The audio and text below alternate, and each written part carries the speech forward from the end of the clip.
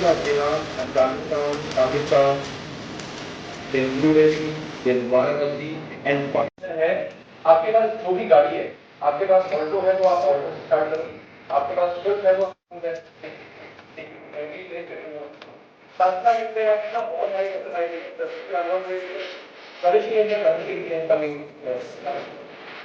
तो अगर मैं बहुत ज्यादा it is not a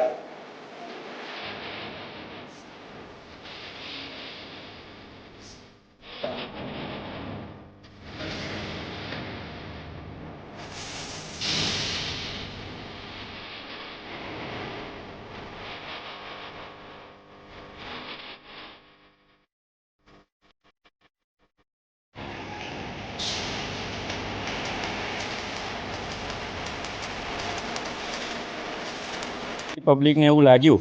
કે આપણે પણ બહાર નીકળીએ કોરોનામાં તે વખતે ટ્રાવેલિંગમાં બહુ બધા લિમિટેશન્સ હતા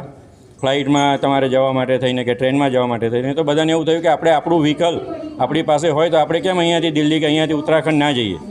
અને કોઈ હોટલમાં રહેવાની જરૂર ના પડે તો એવી રીતના થોડા ઘણા માણસોએ ડેવલપ કર્યું એમના વિડીયો યુટ્યુબ પર જોઈને બાકીના બધા એમનાથી ઇન્સ્પાયર થયા અને ધીમે ધીમે આ ચલનમાં આવ્યું આપણે ત્યાં જઈએ બાકી ફોરેનમાં આ કલ્ચર બહુ વધારે છે અને 20 થી 30 હા તો આ જ્યારે અમે પ્લાન કરી રહ્યા છીએ એસોસિએશનની એમાં અમે આ જ બધી વસ્તુઓ પ્રોવાઈડ કરવા માટે અમારો એમ છે કે જેમ કે અમે હમણાં વાત થઈ કે અમે એક એન્યુઅલ મીટ કરવાના છીએ ડિસેમ્બર 24 થી 30 સુધીમાં એક એન્યુઅલ મીટ કરીશું લોકેશન અમે એમપી રાખ્યું છે કારણ કે એમપી સેન્ટરમાં છે તો એમપીની અંદર જ્યારે બી અમે આ પ્લાન કરીશું ત્યારે અમારી પાસે એક અમારો ડૉક્ટર અથવા તો ફર્સ્ટ એડ આપી શકે એવો કોઈ માણસ હશે પ્લસ અમે ટાઈઅપ કરીશું કોઈ નજીકની હોસ્પિટલ સાથે થઈ શકે પણ કન્ઝર્વેશનનો પણ છે એટલે જ્યારે બી અમે કોઈ બી જગ્યાએ જઈ અને કેમ્પિંગ કરીશું તો ત્યાં એ પર્યાવરણનું ધ્યાન રાખતા અમે કેમ્પિંગ કરીશું પ્લસ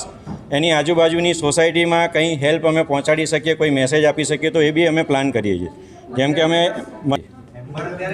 અત્યારે અમારા એસોસિએશનમાં 250 મેમ્બર્સ છે અને ફેસબુક માટે જેમ કે જે આપણા ગ્રાઉન્ડ